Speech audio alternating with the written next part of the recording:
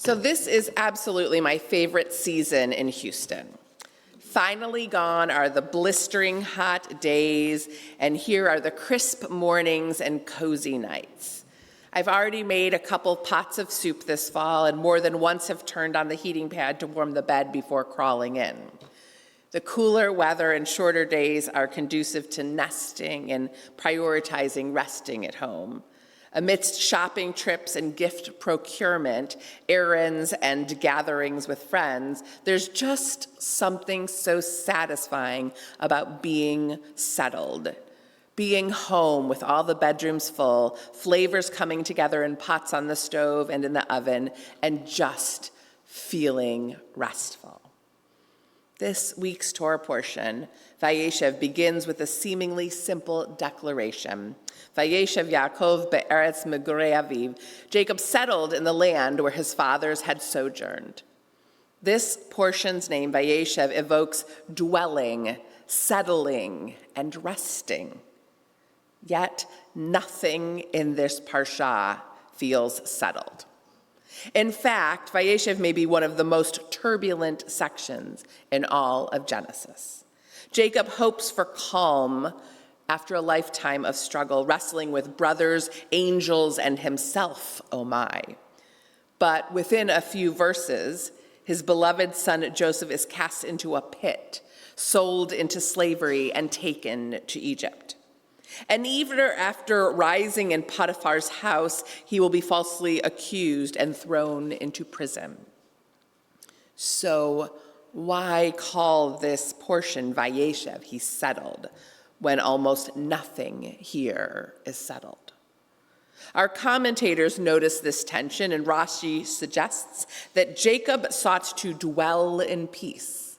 But God responded, "Is it not enough for the righteous what awaits them in the world to come, that they also seek to dwell in peace in this world?"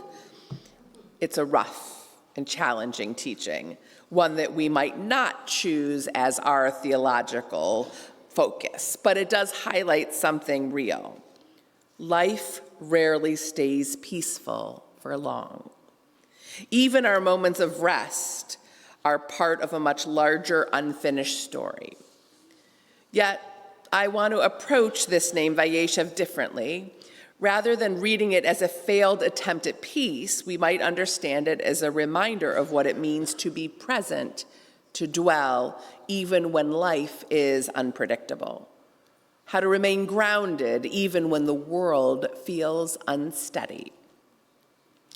Joseph's story illustrates this beautifully. It would be easy to focus solely on the drama of his brother's betrayal, but pay attention to what Joseph does after he is thrown into the pit. In every place he lands, the pit, the caravan, Potiphar's house, the prison, Joseph makes himself present.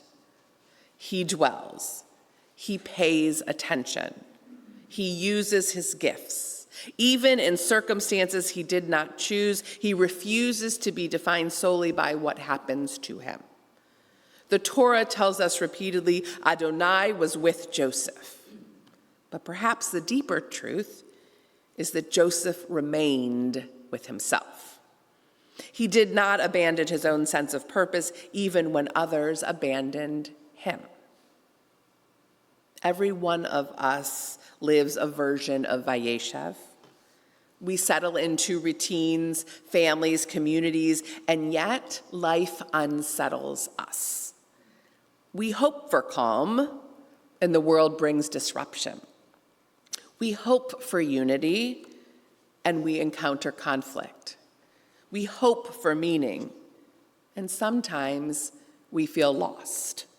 But Vayeshev invites us to dwell anyway, to settle, not in complacency, but in presence, to live fully in the world, even the messiest parts. Joseph reminds us that our dreams matter, even when circumstances seem bleak. But perhaps the most profound teaching is this: transformation begins in the moments we least expect it. Joseph's journey towards becoming a leader begins in a pit. We know from our own lived experience that our greatest turning points often emerge from our most unsettled moments. As we approach Chanukah, the themes of Vayeshev take on an even deeper resonance. Chanukah is, at its heart, a holiday born in profoundly unsettled times. The Maccabees did not live in an age of tranquility. Their world was marked by political upheaval, cultural pressure, and spiritual disorientation. The temple, the very place meant to anchor the Jewish people and offer them comfort, had been desecrated.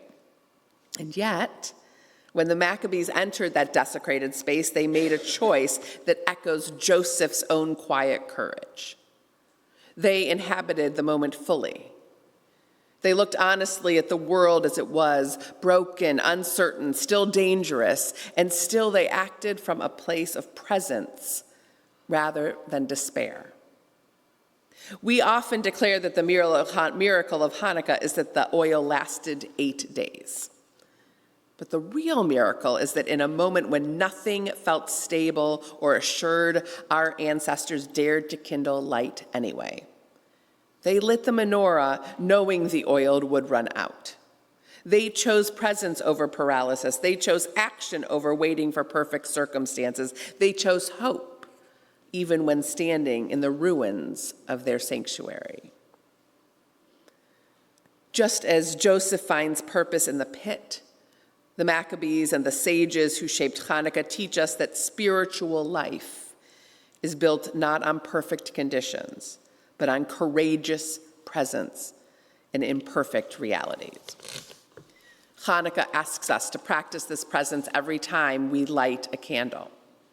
Think about this act. We place tiny flames in the window, exposed to the night. They're vulnerable, flickering, easily extinguished, and that is precisely the point. These lights are not about certainty. They are about commitment. They tell the world and ourselves, even when life is unsettled, even when the world feels dark, we will kindle light. In this way, Chanukah becomes a nightly expression of Vayeshev, to settle. It reminds us that being settled does not mean being comfortable or restful or free from struggle. It means choosing in each moment to show up with intention. It means taking responsibility for what light we can offer, knowing it will not resolve every darkness, but trusting that it matters nonetheless. And when we place those lights in the window for others to see, we do what Joseph did at every stage in his journey. We say, I'm here. I will not disappear. I will not go away into uncertainty. Chanukah teaches us that presence itself is an act of tremendous strength, courage, and resistance. So as we move deeper into the season, into these shortest days of the year, may the lights of Chanukah invite us to dwell in our own unsettled lives with more courage, clarity, and compassion. May they remind us that being unsettled does not mean that we are lost. It just means we are still becoming. Tonight, as we welcome Shabbat, we pause, we dwell, we exist, and find presence in this moment, not because all is settled, but because sacred rest gives us the strength to face the unsettled world with clearer eyes and braver hearts. Shabbat Shalom.